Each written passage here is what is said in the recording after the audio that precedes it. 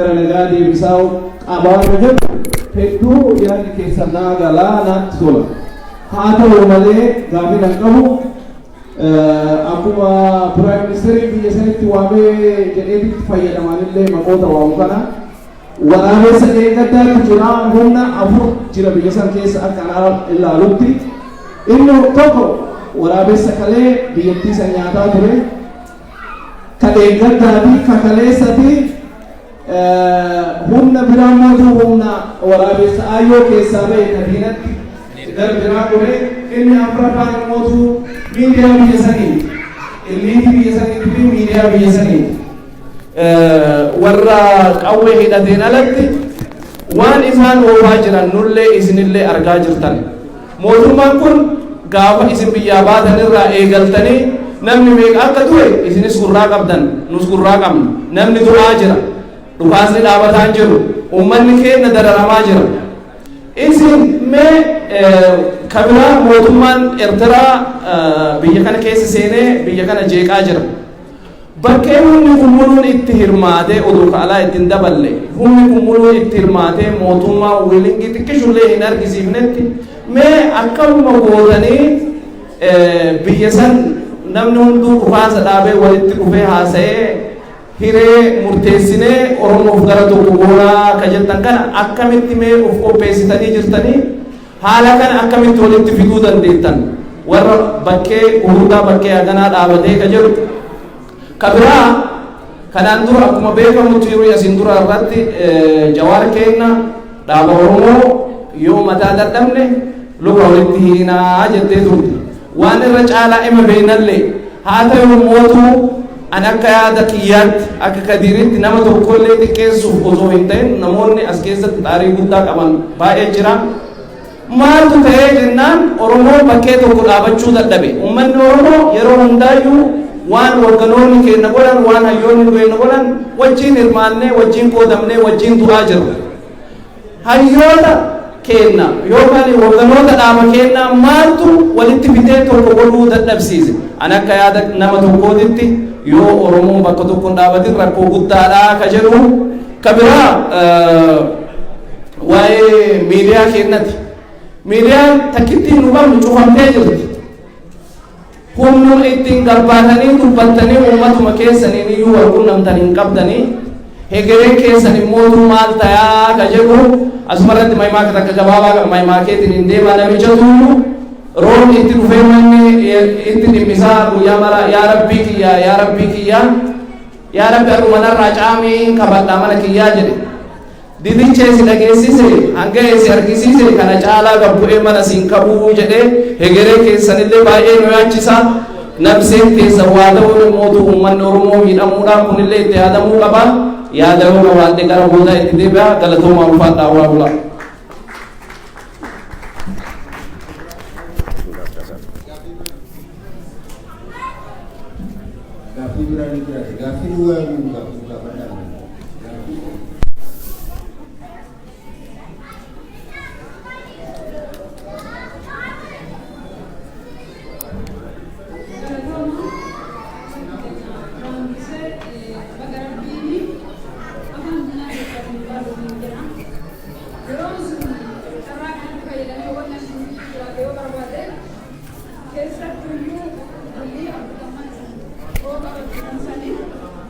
guyyaa takkaafis daqiiqaa takkaafis keessattuu maqaa keessan usun kaamne maqaa Jawaar usun kaamne waliin beeknu abbaan mana yoo bakka dalagaallee jiraate maal argite waa'ee Jawaar maaltu jira jedhan agarra rabbiin bakka isin baase isin jedha dhaamsa isaatti isin gaa jechuudha yeroo kaamne ittaan sunaan gaafis yoo ta'e bakka baay'eetti ka'ee jira gaafii baay'ee jira yeroo baay'ee harka hedduu isna jechuudhaaf keessattuu obbo Jawaariin yeroo baay'ee sirratti yaalanii jiranii ammas biyya san walitti fidanii arannaqa buusuudhaan egereen keessan hundura lubbuu keessaniif akkamitti maal abdattaniiti jedha gaafiin kiyya tokkana lammaffaa ammoo yaadan qaba kan ammoo uummata Oromoo maraaf dubbadha uummanni Oromoo akka yaada kiyyaati hayyoota kiyya isinirra beekeetii miti yeroo ammaa kan akkana fakkaatu bakka afur jira tokko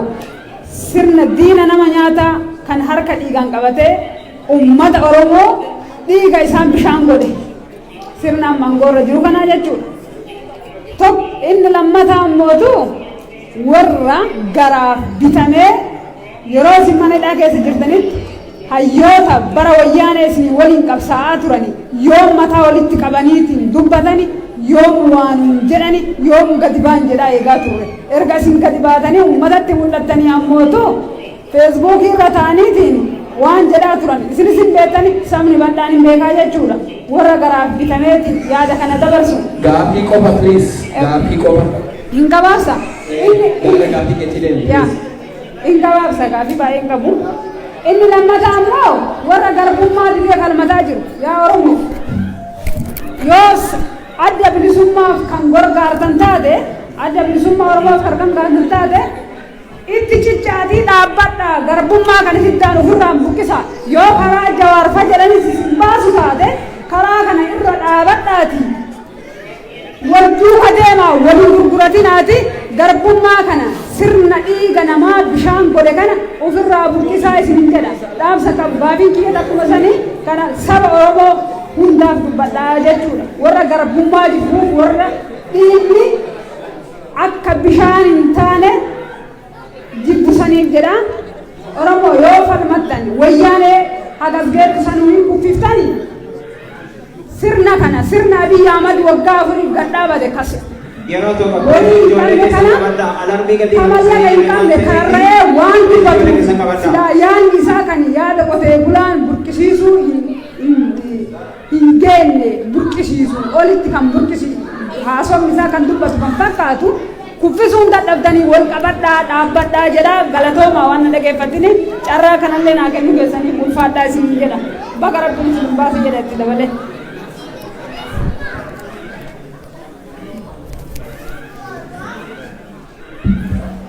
warri exitiidhaaf paarkiingii wanna tikeeta barbaadan isin qoodaa jiraaf qaarama wanna jedhu kennisan.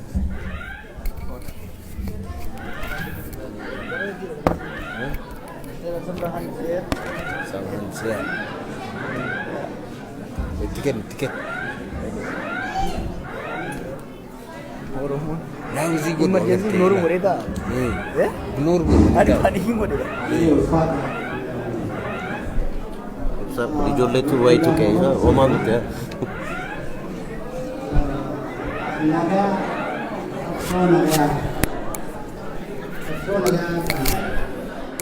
Uman Oromo naga Uman Oromo naga naga di rumah warga Juni tahu malah jadi umat Oromo bukan tahu dan ahli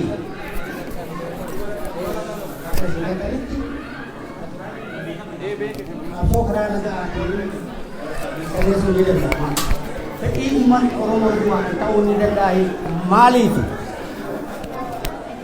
mootummaan biyya sanis ta'eeti in history mootummaa qawwetti amanu biyyattiin suni karaa nagayaatiin furmaan hin argamaa jettee ittiin amantu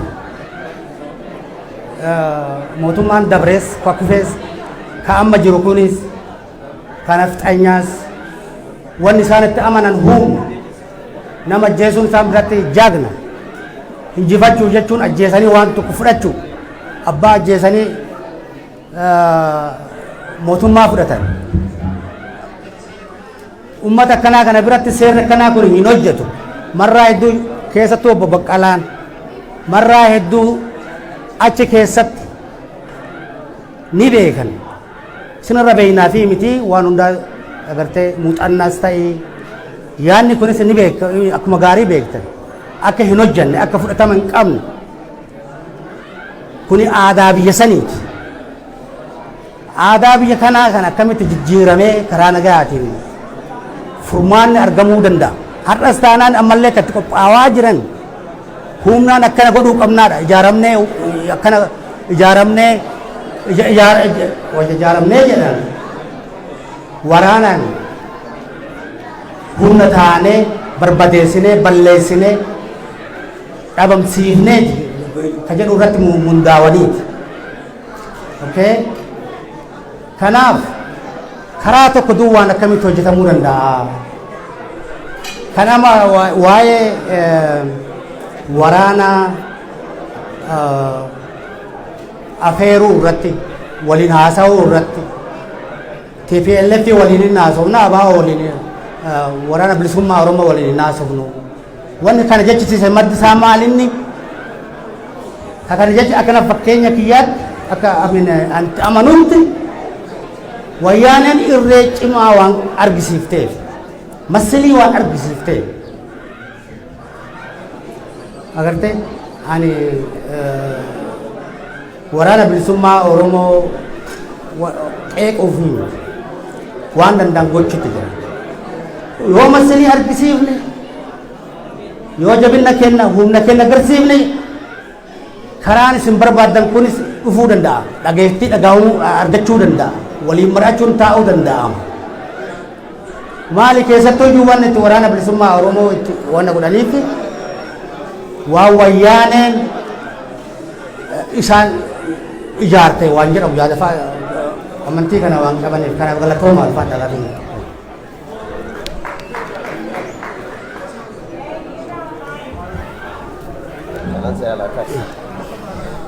Dhiifama takka haga alarmeen dhaabattu oduu nyaata godhannee gaaffiitti deebinee wayyu. Gaaffii dhumaati amma. Baay'ee gaaffii naa dhuma ta'udha.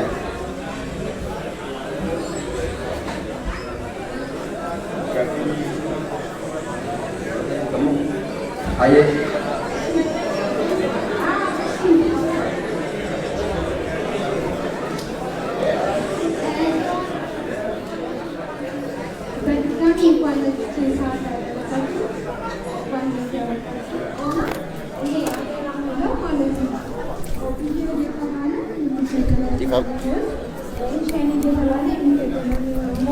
በተቻላችሁ ነፃ እንድታወጡልን ነው ማለት ከሞት ቢቻል እንድታግባቡ ቢቻል ደግሞ ከሞት እንድታደኑ እና በዚህ መሀል እየተበላን ነው። ቪዲዮ እየተባለ ሰው እየሞተ ነው፣ ሸኔ እየተባለ ሰው እየሞተ ነው። አመሰግናለሁ። አደራ ላለሁ ገለቶማ